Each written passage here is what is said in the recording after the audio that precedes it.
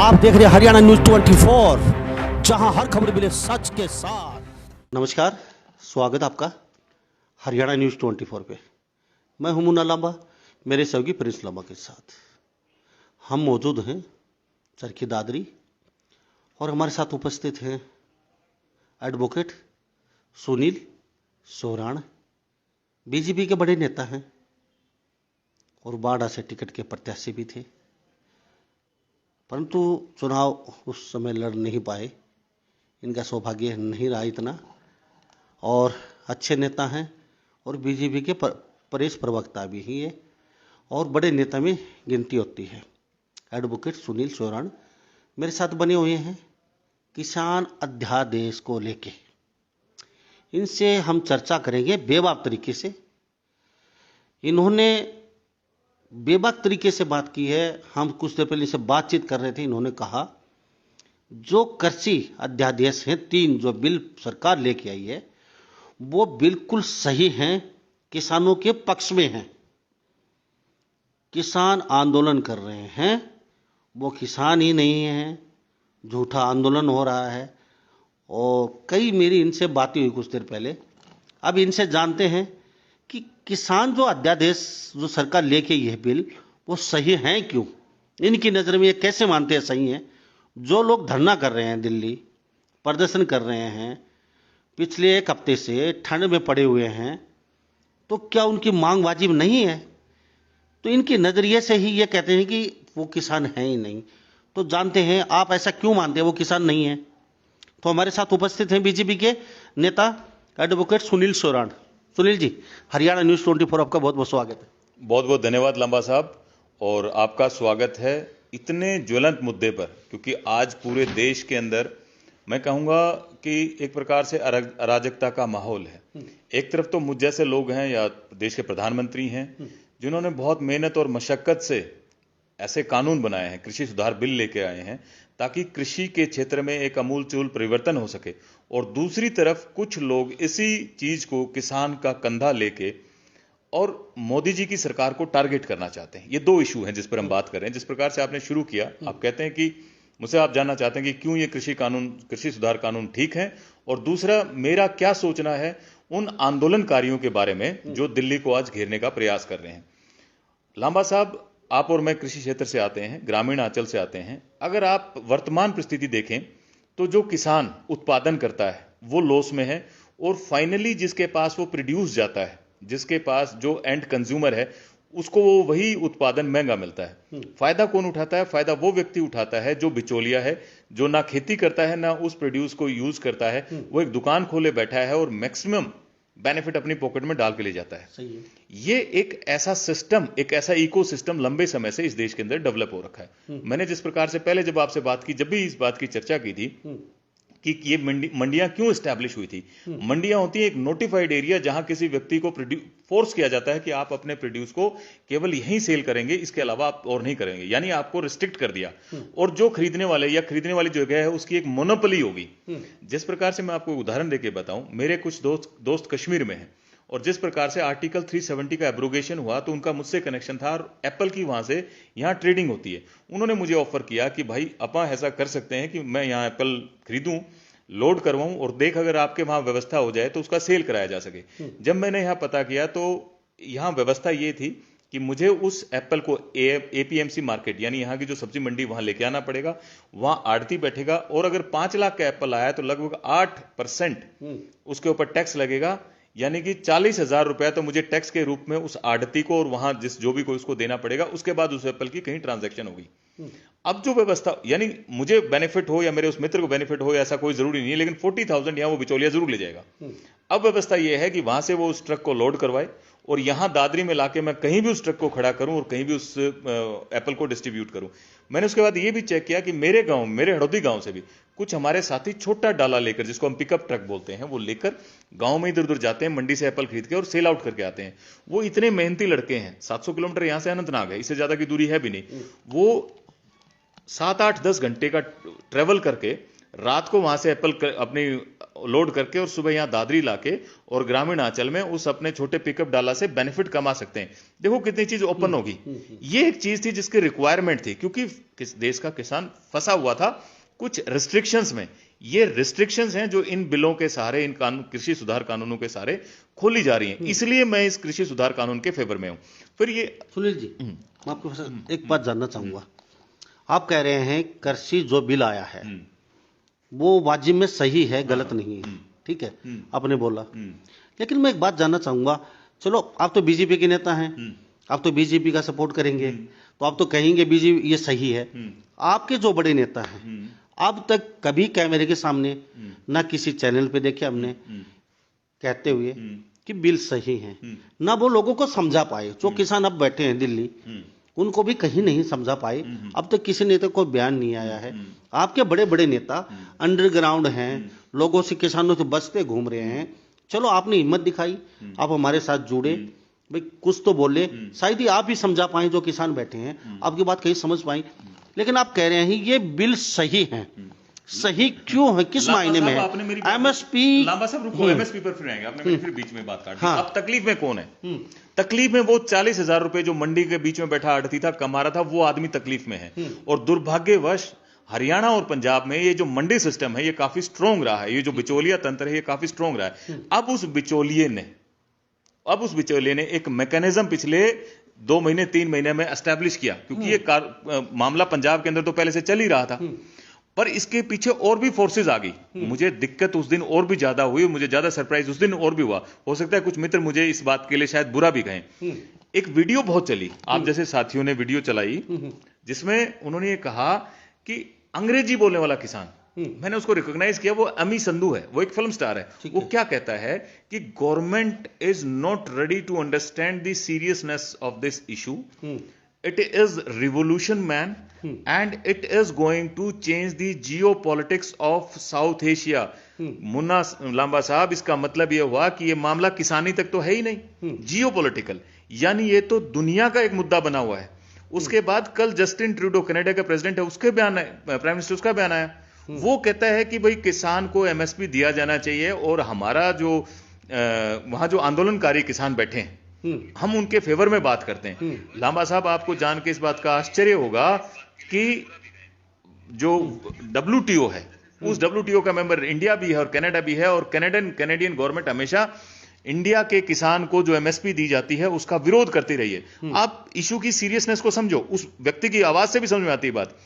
कुछ international forces इसके अंदर एंट्री कर गई हैं। ये मामला यहां किसान तक का नहीं, मोदी जी केवल किसान तक की बात नहीं कर रहे, पूरे देश के अंदर बहुत बड़े रिफॉर्म्स वो करने लग रहे हैं। आर्टिकल 370 उन्होंने विड्रॉ किया, इसी देश के अंदर अब राम मंदिर का निर्माण हो रहा है, कहीं ट्रिपल तलाक का मामला है, और प्लस में ये जो कृषि क्षेत्र में एक बड़ा इकोसिस्टम था उसको खत्म करने का काम मोदी जी ने किया है। तो ये अकेली चीजें नहीं है जो यहां काम कर रही हैं। अब कांग्रेस की तो जमीन ही यहां से उनके पैरों से नीचे खिसक गई है। अब वो अपना पूरा जोर लगा रहे हैं कैसे किसी चीज से भी, चाहे वो किसान ही क्यों ना हो, किसान के कंधे पर बंदूक रख के वो मोदी जी की सरकार को, मोदी जी को बदनाम करने, रोकने की, उपद्रव फैलाने की कोई कसर नहीं छोड़ने वाले। और ऐसे ही कुछ इंटरनेशनल इश्यूज हैं वो भी इसके अंदर जाके इंडल्ज हो गए हैं, जो अब साफ साफ दिखता है।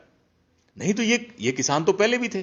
किसान तो सबसे ज्यादा, किसान अगर कोई आत्महत्या कर रहा था तो वो पंजाब के अंदर कर रहा था। आप ये देखो, पंजाब का अनाज बहुत जल्दी देश के अंदर नहीं बिकता, मध्य प्रदेश का जो गेहूं है वो यहां बिक रहा है, क्योंकि वहां पेस्टिसाइड्स का बहुत ज्यादा इस्तेमाल होने लगे हैं।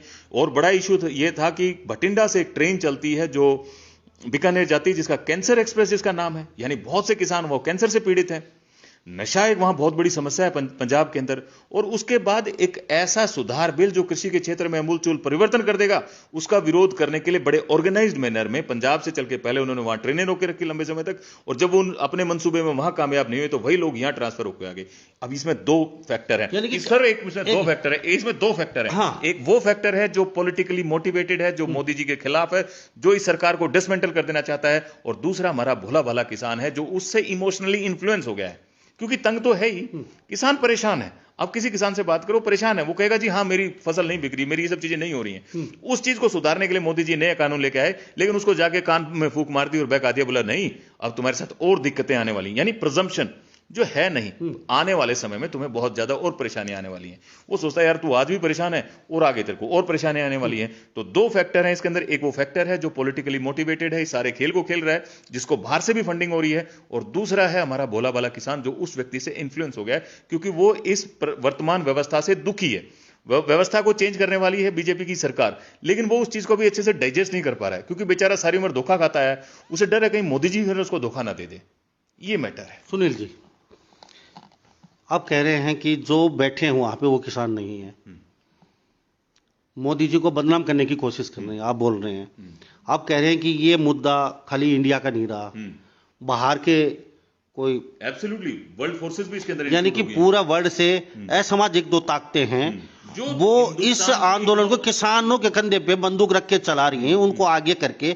आपका कहने का मतलब ये है कि वो पैसा बाहर से आ रहा है जो इनको अभी आंदोलन में फंडिंग हो रही है, और कांग्रेस सपोर्ट कर रही है इस आंदोलन को। आपका कहने का मतलब ये है। पंजाब के लोग वहां बैठे, ट्रेनें बंद की, आपने कहा कि नहीं वहां उनकी चली नहीं, अब दिल्ली डेरा जमा लिया उन लोगों ने, है। तो मतलब ये ऐसा क्यों लग रहा है आपको? मतलब आप तो बीजेपी के हैं, तो बीजेपी सपोर्ट करोगे, तो किसान मांग क्या रहे हैं? एक कानून लगा दीजिए, एमएसपी। भाई आपकी सरकार कह रहे हैं कि चलो आप मानते हैं मंडियां नहीं जाएंगी, ठीक है, एमएसपी ये रहेगा, लेकिन आपकी सरकार में रहेगा, ये कह रहे हैं। कल आपकी सरकार नहीं आई, आगे जो सरकार आती है उनके आगे हमें नाक रगड़नी पड़ेगी, भीख मांगनी पड़ेगी, ये कानून रहने दीजिए, ये रहने दीजिए। तो हमें एक लाइन लिख के दे दीजिए परमानेंटली कि भी सजा होगी, इससे नीचे अगर कोई अनाज खरीदेगा तो। अब आप कह रहे हैं किसान जो आंदोलन कर रहे हैं वो किसान नहीं है, वो टेररिज्म, आतंकवादियों के हवाले हो गया, वो कोई फंडिंग कर रहा है उनको, और ये मोदी को बदनाम करने की साजिश है। चलो आप आए खुल के बोल रहे हैं, कोई नेता आपका तो बोलने के लिए तैयार नहीं, किसी ने समझाया नहीं कानून अच्छा है खराब है। तो आप मुझे बता दीजिए क्या कहेगी इसको लेके, एमएसपी को लेके। वो एक मांग है, आप इस आंदोलन को कुछ भी बताओ किसानों को, लेकिन अब किसान तो डटे हुए हैं, आप किसान नहीं मान। अब लांबा साहब एमएसपी की बात करते हैं। एमएसपी है मिनिमम सपोर्ट प्राइस, यानी किसी को एक इतना प्राइस दे देना जिससे वो बेचारा थोड़ा बहुत अपना काम चला पाए, इतना ही एमएसपी है, उससे ऊपर कोई बात नहीं है। पूरे देश के अंदर मुश्किल से 6% क्रॉप्स का एमएसपी होता है, 94% क्रॉप्स तो वैसे भी बिना एमएसपी के बेची जाती हैं। ये है एमएसपी का हिसाब किताब इस देश के अंदर। यानी एमएसपी को बहुत लंबा चौड़ा सपोर्ट करने के लिए या किसान की इकोनॉमी को सपोर्ट करने वाला कोई आइटम नहीं है। प्लस में फिर भी मोदी जी ने कहा, सरकार ने कहा कि एमएसपी तो आपकी कंटिन्यू रहने वाली है। ऐसा कोई इस कानून में चीज हमें दिखा दो, जगह दिखा दो, इसमें कोई एक लाइन मुझे बता दो जहां ये लिखा हो कि एमएसपी विड्रॉ होने वाली है। एमएसपी तो वैसे ही चलने वाली है, एमएसपी को छेड़ ही नहीं रहे।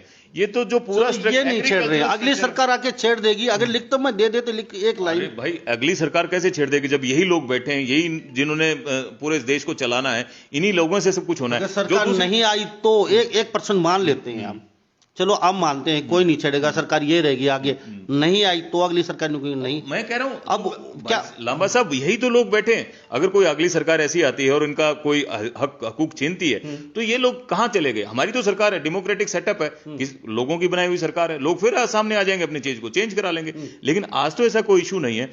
भविष्य में होने वाली कोई बात है उसके लिए आज आप समाधान चाहते हैं, ऐसा तो कहीं नहीं होता है। रही बात उसको क्रिमिनलाइज करने की, लांबा साहब अगर आप किसी चीज को क्रिमिनलाइज करेंगे तो डिस्प्यूट जो है और ज्यादा इंक्रीज होते चले जाएंगे।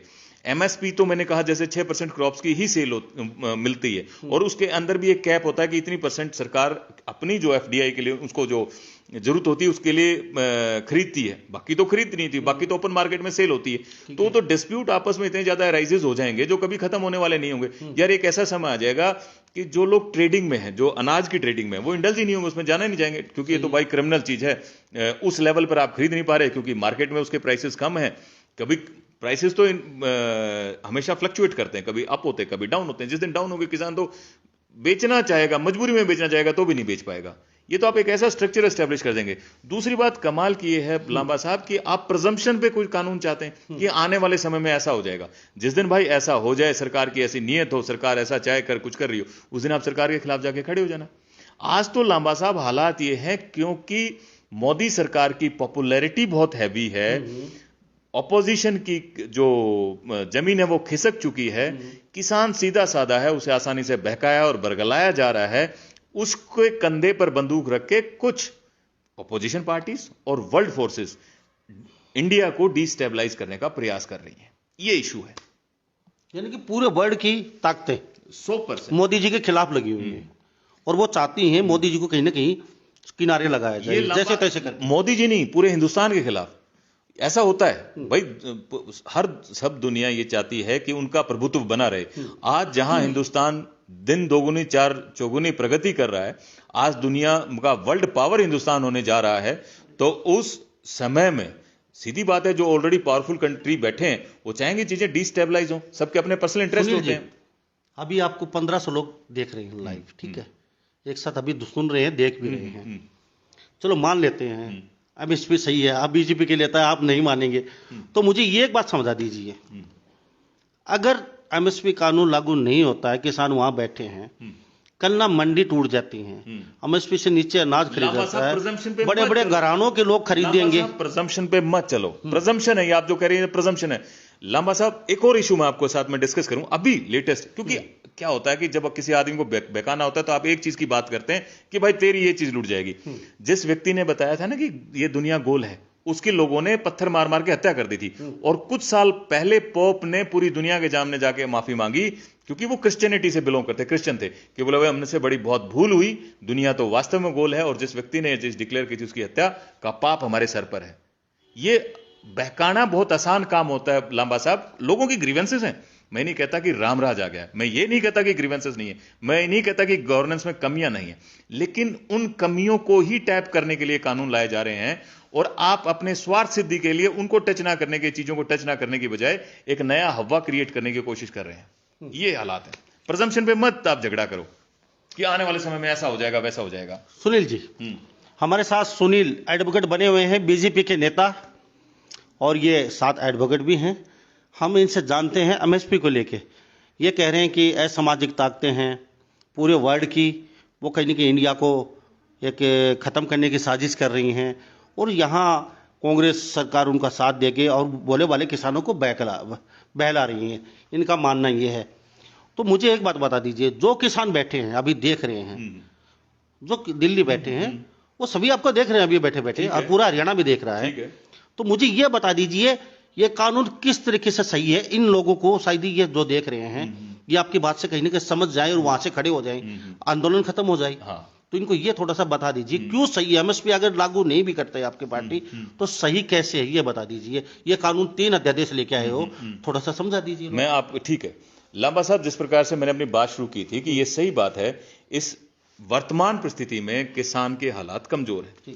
उसका एक बड़ा कारण यह है कि क्योंकि किसान लिबरलाइज नहीं है, उसके ऊपर कंट्रोल है बहुत सारी चीजों का, वो अपने इस बिजनेस को, इस एग्रीकल्चर को, इस फार्मिंग को एक ट्रेड की तरह बर्ताव नहीं कर पा रहा है। और उसका बड़ा कारण यह भी है कि बाहर से और जो ट्रेडर्स हैं या इन्वेस्टिंग एजेंसीज हैं या जो बिजनेसमैन है इसके अंदर इन्वेस्ट नहीं करते हैं, क्योंकि हर जगह कंट्रोल्ड है। जब कोई चीज कंट्रोल्ड होगी तो वो चीज बिच जाएगी, बाहर नहीं निकल पाएगी। यहां चीजें कंट्रोल्ड हैं। अब सरकार ने क्या किया, सरकार ने आपका जो पुराना मैकेनिज्म है उसको तो ऐसे कैसे रखा जी, आपको नहीं छेड़ते, नया मैकेनिज्म और सेटअप कर दिया ताकि नए प्लेयर्स इसके अंदर आ जाएं और ये कि इंडस्ट्री बने। उदाहरण के तौर पर अब हमारे को कोल्ड स्टोरेज भी चाहिए, कोल्ड चेन भी चाहिए, वेयर हाउसेस भी चाहिए। गवर्नमेंट के पास इतना पैसा नहीं होता कि इतनी सारी चीजें एस्टेब्लिश कर सके। इसके लिए आपको प्राइवेट प्लेयर्स की जरूरत पड़ती है। जब प्राइवेट प्लेयर आएगा, प्राइवेट प्लेयर अपना एक वेयर हाउस सेटअप करेगा, एक कोल्ड स्टोरेज चेन सेटअप करेगा, उसके अंदर पैसा लगाएगा, इन्वेस्टमेंट आई, लोगों को रोजगार मिला, क्योंकि वो खुद तो उसके ऊपर बैठा नहीं रहेगा, वो 4 लोगों को इस बात के लिए भी एंगेज करेगा कि आप आओ, यहां बैठो, यहां रहो, इसको मैनेज करो, चीज को चलाओ। दूसरी बात, जो हमारा फार्मर है वो लगा रहता है उन्हीं स्टेपल क्रॉप्स पे। स्टेपल क्रॉप्स हैं हमारी वीट, राइस, मस्टर्ड, इन सब चीजों में, इससे बाहर नहीं निकल पाता ग्राम। अब एक बाहर का प्राइवेट प्लेयर आएगा, आपकी मान के चलो 15 एकड़ जमीन है, जिसकी अगर आप कैपिटल आज लगाएं, वैल्यू लगाएं, तो 15 दूनी 30, 3 करोड़ के आसपास की आपकी एक वैल्यूएबल एसेट है। 3 करोड़ एक बाहर का आदमी आके इन्वेस्ट करता है, वो कहता है कि भाई हम इसको बिजनेस कॉमोडिटी की तरह लेंगे। आप एक ऐसी चीज प्रोड्यूस करते हो भाई साहब जिसकी डेली रिक्वायरमेंट होती है। अगर आप किसी बिजनेसमैन से बात करोगे तो वो कहेगा बिजनेस सबसे ज्यादा फायदेमंद वो होता है जिसकी डेली रिक्वायरमेंट हो, फूड डेली की रिक्वायरमेंट है। अब आप उस बाहर के एक बिजनेसमैन से इस बात का कॉन्ट्रैक्ट करोगे कि ये चीज प्रोड्यूस कर भाई, इस चीज के लिए, क्योंकि वो उसको सिक्योरिटी नहीं है, यार कल को मैं इसे लगा दूं, मैं मुझे कहां प्राइस मिलेंगे, तो सिक्योरिटी वो व्यक्ति देगा, वो मार्केट एनालाइज करेगा कि क्या चीजें बाहर अच्छी बिकने वाली हैं, किस चीज के रेट अच्छे होने वाले हैं, किसके बुरे होने वाले हैं। ये किसान की दिक्कत नहीं, किसान से उस दिन बैठ के कॉन्ट्रैक्ट करेगा और उसको सेफ्टी और सिक्योरिटी देगा कि आने वाले समय में मैं तेरी इस चीज को खरीदूंगा, और अपनी कोल्ड चेन एस्टेब्लिश करेगा। उस बिजनेसमैन को लगेगा कि आज तेरे प्राइस नहीं मिल रहे तो 6 महीने के लिए उसको वेट भी करेगा। किसान तो सेफ हो गया और वो अपने आप को सेफ मार्केट फोर्सेस के अनुसार करेगा। एक कॉन्ट्रैक्ट होगा, यानी कि एपीएमसी से आपको बाहर निकाल रहे हैं, कॉन्ट्रैक्ट फार्मिंग कर रहे हैं। और तीसरा, असेंशियल कमोडिटीज एक्ट का भी बहुत शोर होता है। असेंशियल कमोडिटीज एक्ट की वो होर्डिंग भी करेगा। कभी कभी जो बिजनेसमैन आएगा वो पैसा कमाने के लिए आएगा, पैसा कमाने के लिए उसे कभी कभी होर्डिंग की रिक्वायरमेंट भी होगी, कभी कभी वो अपनी ऐसे उसको रोक के बीगा, जो उसने प्रोड्यूस खरीदी उसको रोक के बीगा। लेकिन ये हमारे साथी इसका कहते हैं कि वो कालाबाजारी करेगा और एक दिन मार्केट को इतना इन्फ्लुएंस कर देगा, रेट बहुत ज्यादा हैवी हो जाएंगे। हाँ, यही अगली तो उसका मेन पॉइंट ये है, लांबा कालाबाजारी करेगा, अपने मर्जी से खरीदेगा वो। एसेंशियल कमोडिटी हम बेच रहे हैं 2000 रुपए गेहूं, वो निकल मैं 1500 रुपए लूंगा, आपका देना दे दीजिए, नहीं लीजिए। ये अलग चीज। अब किसान के पास इतना, देखो ये अलग चीज, लांबा साहब फिर मिक्स कर देते हो आप, ये ऐसे नहीं है। दूसरी बात, असेंशियल कमोडिटीज एक्ट की जो ब्यूटी है वो यही है, इन एक्ट्स की भी यही ब्यूटी है, हर एक्ट की यही ब्यूटी होती है। अगर कोई एक्सीजेंसी आ गई, कोई इमरजेंसी आ गई, तो एक्ट एक सेकंड में चेंज कर दिया जाता है। जैसे अभी, जैसे ये कोविड महामारी आई, जो एसेंशियल कमोडिटीज एक्ट है उसमें कुछ कमोडिटीज की लिस्ट होती है। जब ये महामारी आई तो उस समय सैनिटाइजर और मास्क उस लिस्ट में नहीं थे, लेकिन जैसे ही प्रेशर आया तो उस लिस्ट में वो सैनिटाइजर और मास्क भी डाल दिए गए ताकि कोई होर्डिंग करके प्राइस को मैनिपुलेट ना कर पाए। और जुलाई में जब हमारे पास प्रोडक्शन हैवी होगी तो उसको उस लिस्ट से बाहर निकाल दिया। ये खूबसूरती रहती है एसेंशियल कमोडिटीज एक्ट की। तो ऐसे नहीं कोई आदमी आए, एक आदमी और प्लेयर आए और वो अपनी मर्जी से पूरे मैकेनिज्म को हिला देगा, ये नहीं करने दिया जा सकता। रही बात जो आप गेहूं की और दूसरी चीज की बात कर रहे थे, नहीं, सभी फसलों की बात कर रहा हूं मैं, गेहूं की भैया नहीं, किसान बोल रहे हैं बार बार। जैसे धीरू भाई, टाटा, अंडानी जैसे बड़े बड़े ग्रुप हैं, अनाज खरीदेंगे। अब उनके पास पैसा है, अनाज का अनाज खरीद लिया उन्होंने। अब वो कहेंगे आपके 2000 के गेहूं अगर दे रहे हो तो आप अपने घर लीजिए, हम तो खरीदने वाले नहीं है। अब वो किसान बेचारा कहाँ लेके जाएगा? यहाँ का गरीब किसान है, यहाँ का किसान चंडीगढ़ बेचने से दानिश रहा, बेचेगा यहीं पे वो। अब वो वहाँ खरीद लेंगे, स्टॉक किसान कर नहीं सकता, उसको उस समय पैसा चाहिए, वो अपनी मनमर्जी से भाव लगाएंगे। तो किसानों का मांग सिर्फ ये की है, मनमर्जी का भाव ना लगा के फिक्स कर दिया जाए। एमएसपी तो रह ही रही है, तो लिख के लांबा साहब कहाँ ये लिखा है कि एमएसपी नहीं होनी है? ये कहाँ लिखा हुआ है एमएसपी नहीं होनी है? तो ये भी नहीं लिखा ना, एमएसपी से नीचे करेंगे उसकी सजा होगी। लांबा साहब, एडमिनिस्ट्रेटिव ऑर्डर होते हैं और हर साल डिक्लेयर होते हैं, हर साल नहीं एमएसपी डिक्लेयर की जाती है। चल रही चीजें ऐसी तो चलती रहेंगी, किसान को थोड़ी मरने को छोड़ दिया जाएगा। और जिस चीज को आप क्रिमिनलाइज करने की बात कर रहे हैं, जो आप क्रिमिनलाइज करने की बात कर रहे हैं, अगर आप उसको क्रिमिनलाइज करेंगे चीजों को, तो फिर ट्रेडिंग नहीं होगी, कोई आदमी उसके अंदर एंट्री नहीं करना चाहेगा, क्योंकि प्राइसेस फ्लक्चुएट भी होंगे। और ये उन लोगों के लिए हैं जो रिस्क लेंगे, ये उन लोगों के लिए हैं जो अपनी अच्छे प्रॉफिट्स भी लेना चाहते हैं, और जो लोग अपनी ट्रेडिशनल खेती करना चाहते हैं उनके लिए एपीएमसी मार्केट्स भी वही हैं और एमएसपी भी वही है। मिक्स मत करो चीजों को। ये 3 नहीं बल्कि 4 कानून है, 3 कानून है plus FPOs, farmer produce organisations भी बनाई जा रही हैं साथ के साथ, ताकि वो बाहर बैठ के इन एपीएमसी मार्केट से बाहर बैठ के इसी प्रकार की ट्रेडिंग जो इश्यूज हैं फसलों के, उसको चलाए जा रहे हैं। अब इसको लार्जर पर्सपेक्टिव में देखो। सुनील जी, मैं इस मुद्दे पे दोबारा लौटता हूँ। पहले में लोग देख रहे हैं और आपसे सवाल भी कर रहे हैं। अब तक चलो आप कह रहे हैं कि बहुत बड़ा कर दिया बीजेपी ने, ये कर दिया वो कर दिया, बीजेपी सरकार ने, मोदी जी ने, चलो बहुत अच्छा क्या कर दिया। अब किसानों को लेकर भी आप सवाल खड़ा कर रहे हैं, किसान नहीं है, ये तो किसान के बेच में कांग्रेस करवा रही है, बाहर की ताकतें कर रही हैं, बीजेपी को बदनाम करने की कोशिश है। अब तक जो किसान देख रहे हैं उनका अनाज का दाना तक नहीं खरीदा गया, उसको लेके क्या कहेंगे? चलो ठीक है, आप कह रहे हैं मंडियां नहीं टूटेंगी, और जिसका खरीदा उसका अकाउंट में पैसे नहीं आए हैं। अभी लोग आपसे ये जो भाई जो सवाल आपसे पूछ रहे हैं बिल्कुल जायज बात है। बहुत से लोग ऐसे हैं जहां उस खरीद में यही तो परेशानी है। एक्चुअल में वो तो बिल्स के खिलाफ जाके खड़े होकर परेशानी है वाली थी। बहुत से लोग हैं जिनको परेशानियां फेस करनी पड़ती हैं। ये हमारे मंडी सिस्टम की कमियां हैं जिनकी दुरुस्ती की जरूरत है, जिस पर मोदी जी को ध्यान देना चाहिए, खट्टर साहब को ध्यान देना चाहिए, हमारे कृषि मंत्री को ध्यान देना चाहिए। मैं भी इस बात से एग्रीव्ड हूं। कई बार मैंने भी इस चीज को देखा है कि यहां बैठा सेक्रेटरी बदमाशी करता है, यहां बैठी एपीएमसी में बैठा आड़ती वो बदमाशी करता है, समय पर चीजों की प्रोक्योरमेंट नहीं होती, समय पर चीजें खरीदी नहीं जाती, और खरीदी जाती हैं तो ऊपर बैठा आईएएस जितना मूर्ख आदमी होता है, समय पर उसका पैसा किसान का नहीं जाता। तकलीफ तो किसान को ये, मैं इस बात से, ये जो भाई जो भी मुझसे सवाल पूछ रहा है, मैं बिल्कुल 100% एग्री करता हूं। खरीद हुई है, खरीद में सुधार भी बहुत हुआ है, सुधार की और भी बहुत गुंजाइश है। मैं एग्री हूं इस बात से। एग्री है। तो अभी जो किसान देख रहे हैं उसको किस तरीके से संतुष्ट करेंगे? जो आंदोलन पे बैठे हैं उनको किस तरीके से आप संतुष्ट कर पाएंगे? अब कह रहे हैं कि वो किसान नहीं है, वो तो वैसे ही आंदोलन कर रहे अब हैं। लांबा साहब आप चीज को मिक्स कर रहे हो। मैं कह रहा हूं जो लोग इसको लीड कर रहे हैं वो किसान नहीं है। जो लोग इसके अंदर पीछे से इंक्लूड हो गए, जो एग्रीव्ड है बेचारा, जो परेशान है, तंग है, वो वास्तव में किसान है। इसकी दो कैटेगरीज हैं, वहां बैठे दो कैटेगरी के लोग हैं। एक वो है जो आंदोलन को लीड कर रहे हैं, जिनको कांग्रेस जैसी विपक्षी पार्टियां फंडिंग कर रही हैं, और उनको फंडिंग और भी कई जगह से आ रही है, एक चीज। और जिनके अपने जो पर्सनल इश्यूज हैं वो कुछ और हैं। लांबा साहब ये इशू आज के नहीं है। जगजीत सिंह चौहान नाम के एक व्यक्ति ने अमेरिका में डिक्लेयर कर दिया था अपने आप को, पैरेलल गवर्नमेंट डिक्लेयर कर दी थी खालिस्तान की। जर्नैल सिंह भिंडरेवाला के वहां नारे लगाए जा रहे हैं। वो व्यक्ति था जिसने पूरी हरियाणा, पूरे हिंदुस्तान की सरकार को पैरालाइज कर दिया था। एक समय ऐसा आया था, हैंडीकैप कर दिया था। बड़े बड़े दंगे हुए थे। पंजाब ने बेचारे ने आतंकवाद के एक लंबे समय का बड़ा दंश सहा है। कई वो जो जिसे सो कॉल्ड किसान था, उसकी बात से लगता है कि उसकी रिकरेंस कहीं होने वाली है।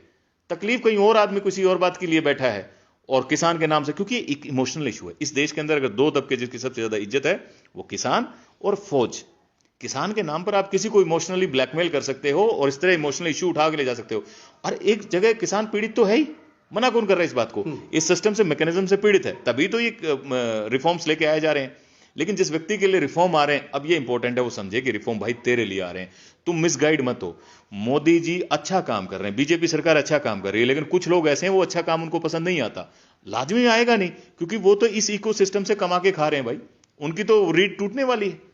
किसी जिस आदमी का सही हक है उसकी तरफ हक ट्रांसफर होने वाला है, तो जो उसका हक खा रहा था, बिचौलिया जो उसका हक खा रहा था, वो घर कैसे बैठेगा? उसकी तो तकलीफ बहुत होगी। ये तो माना जा रहा है कि लगभग 4 से 5 हजार करोड़ का बिजनेस है बिचौलिए का, हर साल जो फसल प्रोक्योरमेंट में आता है। वो रोड़ा तो वो है, तकलीफ तो वो है। सुनील जी, किसानों की अब तक दशा और दिशा ना कांग्रेस ने सुधारी, ना अब तक बीजेपी कुछ ऐसा कर पाई है कि हम कहें किसान सही है।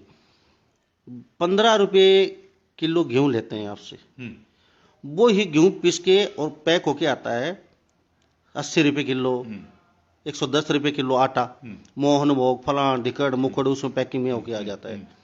1 किलो आलू लेते हैं आपसे 20 रुपये में। दो आलू 1 किलो में 10 आलू होते हैं, उनकी चिप्स की पैकेट हवा भर के आ जाती है। वो आपको सिर्फ 20 रुपये के 2 आलू वापिस देते हैं आपको ही। तो फिर किसान का फायदा किसने सोचा है? अब पैकेट में जो पैक होगा वो तो 150 रुपये किलो हो जाता है, और बाकी खुला किसान से लेते हैं औने पौने दाम में। तो किसान को डायरेक्ट ऐसा कुछ नहीं है कि डायरेक्ट पैसा किस सरकार ने सोचा। भाई तू 150 रुपये में इसको वापिस दे रहा है तो 80 रुपये तो दे कम से कम इस किसान को। और इसको जो कॉन्ट्रैक्ट फार्मिंग है, और क्या है लांबा साहब, यही तो कॉन्ट्रैक्ट फार्मिंग है। ये कुछ आप यही तो लांबा साहब कॉन्ट्रैक्ट फार्मिंग है, जो आपने शायद रिपीट कर दिया उस बात को, शुरू में मैं कह रहा था, ये कॉन्ट्रैक्ट फार्मिंग है। इसी को कॉन्ट्रैक्ट फार्मिंग कहते हैं। कि हाँ, जो आदमी लेज के मालिक, अगर आप ये कहो कि जो उसको 50 रुपए में बेच रहा है थोड़े से आलू को, वो भी ज्यादा प्रॉफिट में नहीं है, क्योंकि उसे भी आलू समय पर किसी बिचौलिए से खरीदना पड़ता है। उसको भी प्रोड्यूस कभी अच्छी मिलती है, कभी बुरी मिलती है। इसीलिए कॉन्ट्रैक्ट फार्मिंग है। ये कॉन्ट्रैक्ट फार्मिंग ही इस चीज को अनकरेज करेगी। यहां इंडस्ट्री कॉन्ट्रैक्ट फार्मिंग के नाम से आएगी। जब एक मिनट में रोकना चाहूंगा, ये कोई रतनलाल शर्मा उसका कोविड आया अभी। ठीक है जी, चलो आप एमएसपी कानून को सही बताते हैं।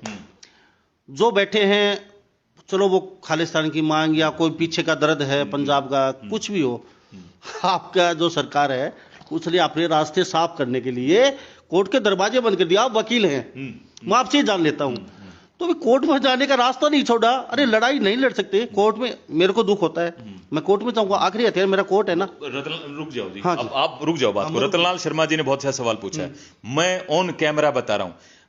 किसी कानून में ये लिखने से कि आप इस मैटर में कोर्ट में नहीं जा सकते,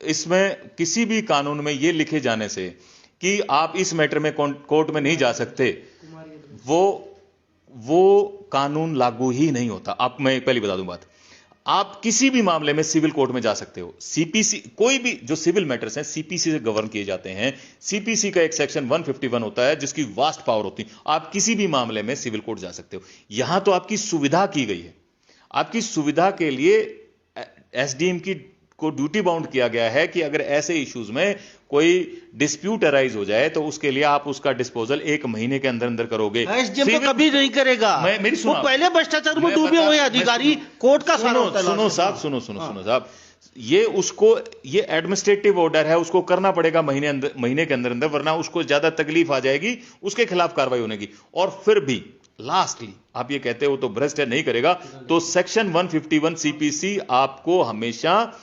गारंटी देगा कि आप किसी भी मैटर में आप सिविल कोर्ट को अप्रोच कर सकते हो। कोई रुकावट नहीं है, लिखने से रुकावट नहीं होती। ये जो कानून है गवर्न किए जाते हैं, सिविल के कानून है वो गवर्न किए जाते हैं सीपीसी से, और सीपीसी हमेशा आगे रहेगी, सीपीसी को नहीं आप रोक सकते। अच्छा ठीक है, मैं इस सवाल पे दोबारा उठूंगा। पहले कुमारी यदुवंशी का सवाल, यदुवंशी किसानों का साथ देने के लिए उसने पूछा है अभी, कोई महिला है, लड़की है, किसान होना जरूरी है। आप किसान के बेटे हैं 100%। आप भी गांव में रहते हैं? मैं गांव में रहा हूं सारी उम्र। अब चलो आप बीजेपी के बड़े नेता हैं ये कोई बात चलो कोई नेता नहीं हो तो किसान का साथ देने के लिए किसान होना जरूरी है। किसान क्या जीन्स और जूते नहीं पहन सकता? अच्छे किसान महंगा फोन नहीं रख सकता? क्या रखना चाहिए? ये उनका पर्सन है, बता दीजिए। ये बिल्कुल जो इन्होंने कहा वो बात है, किसान 100% महंगे जूते और जीन्स और पहन सकता है। मैं कह रहा हूं जो बूटी है, जो मलाई है, उसमें किसान का हिस्सा होना चाहिए, जो बिचौलिया खा रहा था। मैं तो ये कहता हूं ये तो मलाईदार काम होना चाहिए। आज खेती कौन कर रहा है? बेचारा वो व्यक्ति कर रहा है जिसको मजबूरी है, जो बाहर निकल नहीं पा रहा। अदरवाइज अगर कोई 4th क्लास जॉब लगता है तो भी उस किसानी को छोड़ के बाहर निकल जाता है। बल्कि मलाई वहां होनी चाहिए। मैं कह रहा हूं बिचौलिया जो ना खेती करता है, जिसके पास 1 एकड़ जमीन नहीं है, जो कभी रात को जगता नहीं और वो मलाई चाट रहा है। मैं तो रेगुलर ये कह रहा हूं कि ये जो मलाई का हिस्सा है किसान को जाना चाहिए। अच्छा, हरियाणा सरकार ने लॉ एंड ऑर्डर हाथ में क्यों ले लिया? ये मतलब ये क्या हुआ? अभी जो आंदोलन कर रहे हैं इस तरीके से इन्होंने बैरियर, और एक चलो मैंने सड़क पाट दी, मेरे को बहुत बड़ा हर्जाना देना पड़ेगा, सजा काटनी पड़ेगी। अरे आपने तो सड़क पाट डाली, बड़ी बड़ी बिल्डिंगें उखाड़ के इतने बड़े बड़े ब्रेकर खड्डे तक खोद दिए, ये कौन सी बात होगी? किसी को प्रजातंत्र में अपने आवाज उठाने का है कि नहीं है क्या? हाँ बिल्कुल है। ये किसी भाई ने पर्सन पूछा, सही पूछा है इस भाई ने भी। लोकतंत्र में लोकतांत्रिक तरीके से सवाल पूछने का अधिकार सबको है, होना भी चाहिए। आप सोचो वो वही व्यक्ति थे जो पिछले 2 महीने से पंजाब के अंदर ट्रेनों को रोके बैठे हुए थे। कितने लोगों को असुविधा हो रही थी भाई? कितने लोगों का आवागमन बंद हो गया था? कितने लोगों को मेडिकल सुविधाएं होनी थी वो बंद हो गई थी? स्टेट एक्सचेकर को कितना बड़ा लॉस हो रहा था। उसके बाद वो इतनी बड़ी मास मूवमेंट करके एक पूरे षड्यंत्र के तहत, कॉन्स्पिरेसी के तहत वो दिल्ली की तरफ कूच कर रहे हैं। आपको कैसे इतनी जल्दी जाने दिया जाए? आपको बैरियर्स लगा के रोका जाएगा। लांबा साहब यही सवाल आप मुझे उस दिन पूछ रहे होते, अगर ये सारे इतनी संख्या में एक साथ दिल्ली में पहुंच गए होते और वहां लॉ एंड ऑर्डर की सिचुएशन डेवलप हो गई होती, तो यही सवाल बीजेपी सरकार से पूछी जाती कि भाई आपने इन्हें रास्ते पर रोका क्यों नहीं? क्यों आपने इनको आने दिया? क्यों इतनी मास मूवमेंट को यहां इकट्ठा होने दिया? और यहां के क्या किया इन्होंने? तो दोनों बॉर्डर्स को ब्लॉक कर दिया। सरकार ने तो कहा था कि भाई आप बुराड़ी के अंदर जो मकान, वो जो बड़ा एक मैदान है उसमें बैठो, बात करो, हम बात करेंगे। 2011-12 में अन्ना हजारे ने भी बड़ा आंदोलन चलाया था, लेकिन वो वहां बैठ के शांतिपूर्वक ढंग से रामलीला ग्राउंड में आंदोलन चलता रहा था। कोई किसी को ब्लॉक नहीं किया गया था, रास्ते नहीं ब्लॉक किए गए थे। आज दिल्ली के अंदर आना जाना बड़ा मुश्किल काम है। मैं कल अल जजीरा पर, इंटरनेशनल न्यूज चैनल पर इस न्यूज को देख रहा था। पूरी दुनिया के अंदर एक ड्रामा बना हुआ है देश का। ऐसा वो तो इस बात को कभी चर्चा नहीं करेंगे कि ये कोई किसान का कोई इशू है। वो तो कहेंगे देश के अंदर तो लॉ एंड ऑर्डर की सिचुएशन डेवलप हो रही है। आज दुनिया एक ग्लोबल विलेज बनी हुई है। आप ये नहीं कह सकते कि इंडिया के मैटर इंडिया तक ही सीमित हैं। पूरी दुनिया इन मैटर्स को देखती है और अपने हिसाब से उसको आप डिफाइन करती है। कौन इंडिया में आके अपना बिजनेस एस्टेब्लिश करना चाहेगा? उसे लगेगा कि हर रोजाना ऐसे आंदोलन होते हैं। आप आंदोलन कर रहे हो, आपको कहा था बुराड़ी में जगह दी थी, आप जाओ वहां बैठो। अच्छा, एक पर्सन है नवीन पुनिया का, बिहार में कानून लागू किया था आपने, वहां सक्सेस क्यों हुआ बता दीजिए। 100% क्योंकि ये बहुत बड़ा सवाल है।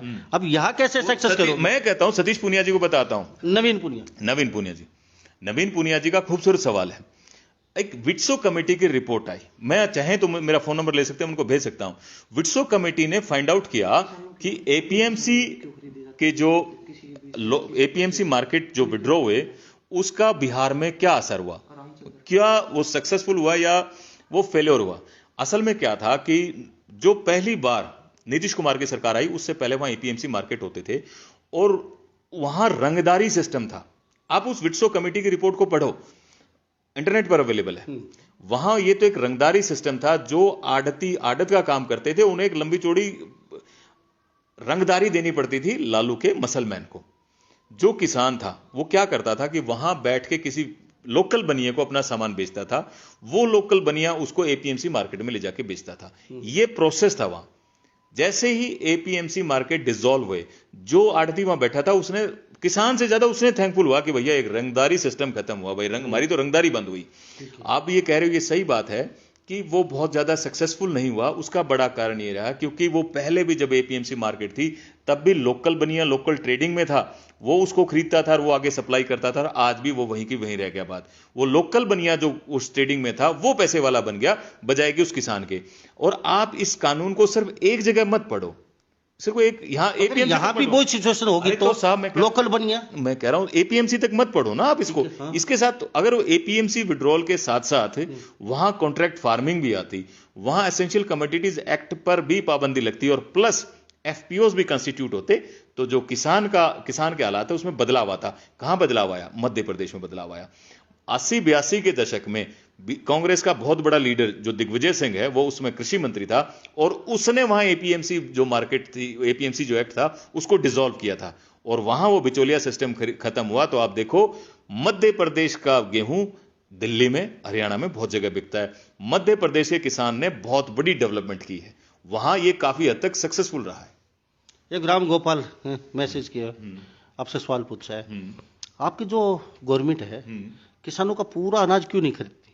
किसी का 20%, किसी का 30, किसी का 35, किसी का 50, इससे ज्यादा खरीदती नहीं है। आधा घर पड़ा है, आधे के पैसे नहीं मिले अब तक। क्या कहेंगे इसको लेकर? जो ये बहुत अच्छा सवाल है। एमएसपी पर जो अनाज खरीदा जाता है, सरकार अपनी एफसीआई के लिए खरीदती है उस सामान को। वो अनाज जो एफसीआई के माध्यम से प्रिक्योर करके और जो अपनी पीडीएस सिस्टम की जो स्कीम्स है उसके तहत जिसकी सप्लाई की जाती है, ज्यादातर सरकार उस अनाज को खरीदती है। सरकार की भी अपनी लिमिटेशन रहती हैं, इसीलिए तो सरकार चाह रही है कि इसके अंदर जो स्टेपल क्रॉप्स पर एक किसान जो फंसा बैठा है उससे बाहर निकले और दूसरी चीजों में अपने आप को इन्वेस्ट करना शुरू करे। ये कारण रहता है। सरकार की अपनी लिमिटेशन है कि कितनी दूर तक वो खरीद सकती है। हां, जो खरीद होती है उसकी टाइमली पेमेंट होनी चाहिए, ये सरकार की जिम्मेदारी है। किसान कहते हैं हमारी जो बची हुई फसल है, एक भाई ने कमेंट किया है, सर हाथ जोड़ के आपसे प्रार्थना है हमारी फसल बिकवा दीजिए। भाई देखो, मैं जिस सिस्टम को जानता हूं, जिन लोगों को मैं जानता हूं जिन्होंने अपनी फसलें ऑनलाइन कराई हैं, लगभग सभी की वो फसलें बिकी। अजी अभी एक भाई ने पूछा है, रोजगार पहले ही कब है? जो गांव से लोग अनाज उठाते थे, सुरेश लांबा है कोई, उनका क्या होगा? कैसे देखते हो? रोजगार आपने पहले ही नहीं दिया, आपने वादे किए थे 1 करोड़ 2 करोड़ नौकरियां, वो ऊंट के मुंह में जीरा। अब आपने एमएसपी लगा के ये कर दिया। गांव में जो अनाज उठाते थे खेतों से, जो बेचारे 5 पल्दार, एक गाड़ी वाला और एक खुद, यानी कि 10 लोग एक आदमी साथ कमाई खाते थे, अब वो बेरोजगार बैठ गए। उनका क्या? एक भाई ने प्रश्न नहीं, इस बात से सुरेश लांबा भाई लांबा साहब को तो मैं कहूंगा कि आपकी तो चांदी होने वाली है। आप जैसे व्यक्तियों की तो चांदी होने वाली है कि आप जो लोग ट्रेडिंग के बिजनेस में थे उन लोगों के लिए तो रोजगार के अवसर और ज्यादा खुलने वाले हैं। आपकी तो बंदिशें खत्म हो रही हैं। आप माल उठा के एक लोकल लेवल मार्केट तक लेके जाते थे, आप तो अपना दायरा बढ़ाएं और ज्यादा माल उठाएं और ज्यादा दूर तक लेके जाएं। ये तो आपके फायदे की बात हो रही है, कमजोरी नहीं है। ये तो आपके फायदे की बात है। इसमें तो और आप जैसे लोगों को रोजगार मिलने वाला है। एक सुरेश लांबा का क्वेश्चन हो रहा है जी, देश में हम अनाज कहीं भी बेच सकते हैं तो गेट पास क्यों मंडियों में? अब लांबा साहब, आप ये जो कह रहे हैं ना कि आप अपना अनाज सब कहीं बेच सकते हैं, इस सिस्टम को भी समझने की जरूरत है। क्या है कि कौन व्यक्ति था जो अपना अनाज कहीं बेच सकता था? वो किसान था। किसान लिमिटेड था, किसान 5 एकड़ 7 एकड़ का किसान था। वो अपना सामान, वो लाजमी है कि वो दूर तक नहीं ले जाके बेच सकता। अनाज बिकना था एपीएमसी मार्केट में। ये वर्तमान की व्यवस्था है। आप जब ये 3 कानून लागू हो जाएंगे लांबा साहब, सुरेश लांबा जी को मैं बताऊं, आपके गेट पास की समस्या भी खत्म हो जाएगी। आप इस कानून को सही मानते हैं? बिल्कुल जी। ये रिवोल्यूशन है, ये क्रांति है, ये सर्जिकल स्ट्राइक है गंदे सिस्टम के खिलाफ मोदी जी की। जो लोग बैठे हैं उनकी मंशा कुछ और है। 2 तरह के लोग बैठे हैं। एक वो लोग हैं जो सरकार को डिस्टेबलाइज करना चाहते हैं, एक भोले वाले हैं, और एक भोले वाले किसान है जो बेचारे इमोशनली इन्फ्लुएंस होकर वहां चले गए हैं। तो वो जो भोले वाले किसान है वो क्यों इमोशनल हो जाते हैं? मतलब इतने पागल हैं क्या वो किसी बहकावे में जाके और प्रदर्शन पे बैठ गए? अगर वो इतने सीधे साधे नहीं होते, समझ तो आएगी, समय लगता है समझ में, इतने सीधे साधे नहीं होते तो अब से पहले मोदी जी को कदम उठाने की जरूरत नहीं होती, इससे पहले ही कदम उठ चुका होता। ये जो नेता बन के गांव में जाते हैं उनके कॉलर पकड़े पूछ चुके होते कि तुम्हारी इतनी खराब माटी क्यों, पर वो बेचारे सीधे हैं, वो इन्फ्लुएंस ही होते हैं। अभी समय है एजुकेशन आने में, पर आ जाएगा, बहुत ज्यादा देर नहीं। आज इंटरनेट का जमाना है, बहुत जल्दी इंफॉर्मेशन का ट्रांसफर होती हैं। मेरी बातें बहुत से लोगों तक जाएंगी, मुझे लोग बुरा भला भी कहेंगे, मेरी बातों को फिर एनालाइज भी करेंगे। कोई ना कोई आदमी आगे कहे भीगा कि हाँ ये आदमी ठीक कह रहा है। अच्छा, एक भाई का क्वेश्चन है सत्यवान का, उसका अकेला के नहीं है। गेट पास कटे 1 महीने, 1.5 महीने, 2 महीने हो चुके, अब तो करना तो नहीं खरीदा। तो ये भ्रष्ट सिस्टम तो है आपका। मैं तो एग्री करता हूँ लांबा साहब, यही तो, इसी को तोड़ने के लिए तो 3 कानून हैं। यानी कि एमएसपी सबको जो आप बोल रहे हैं, ये कहने का सीधी सी देसी भाषा में सबका बाप कानून बनाया है। ये सब चीजों से छुटकारा, बिल्कुल सब चीजों से छुटकारा, सबका बाप बनाया है कानून। जो व्यक्ति जो पुराने अपने जो ट्रेंड्स में चलना चाहेगा उसको कहीं छेड़ा नहीं है, और इस सब चीज को खत्म करने के लिए ये नया कानून बनाया गया है। ये जो अड़ंगा जो था, जो कोई गेट पास है, कोई एपीएमसी मार्केट है, कोई बोचेला सिस्टम है, कोई आपकी टाइमली आपकी फसल नहीं सेल हो रही है, आपका पैसा टाइमली नहीं आ रहा है, इस सारे मैकेनिज्म को खत्म करने के लिए तीनों व्यवस्था की गई है। और ये आपको बताऊं मैं बात, कई लोग ये सवाल भी पूछते हैं, मैंने ये देखा है, कई लोगों ने सवाल पूछा है कि ये जब कोई किसान आपसे मांग ही नहीं रहा है कि 3 कानून क्यों लेके आए, ये कौन कहता है 3 किसान ये नहीं मान रहा है? कितनी बड़ी बड़ी रैलियां हुई हैं, कितने बड़े बड़े एजिटेशन हुई है स्वामीनाथन आयोग की कमेटी की रिपोर्ट लागू करने के लिए। ये स्वामीनाथन कमेटी की रिपोर्ट की एक रिकमेंडेशन थी कि there shall be a open mandi system. तो जो दिल्ली में बैठे हैं अभी लोग, उन लोगों के लिए क्या कहेंगे? मैं दिल्ली में बैठे लोगों के लिए कहना चाहूंगा कि जो पॉलिटिकली मोटिवेटेड हैं, जो आप अपना कदम उठा रहे हैं इस देश को डिस्टेबलाइज करने के लिए, आपको रोक दिया जाएगा, नहीं करने देंगे। इस देश की जनता समझदार है, आपको रोका जाएगा। और जो लोग मिसगाइड होके, इन्फ्लुएंस होके वहां गए हैं, मैं उनसे रिक्वेस्ट करता हूं कि भोले वाले लोग जो हैं, आप इस मुद्दे को समझें, इस चीज को समझें, कमजोरी कहां है, गलती कहां है, उस चीज को समझें। और जो लोग डिस्टेबलाइज करने वाले हैं उनसे भी मैं ये कहूंगा कि आप अपने पॉलिटिकल इश्यूज को सेटल करना चाहते हैं तो आप उनको उस तरीके से सेटल करें, देश को डिस्टेबलाइज करके, देश का अपमान करके, देश के लोगों को परेशान करके ये काम ना करें।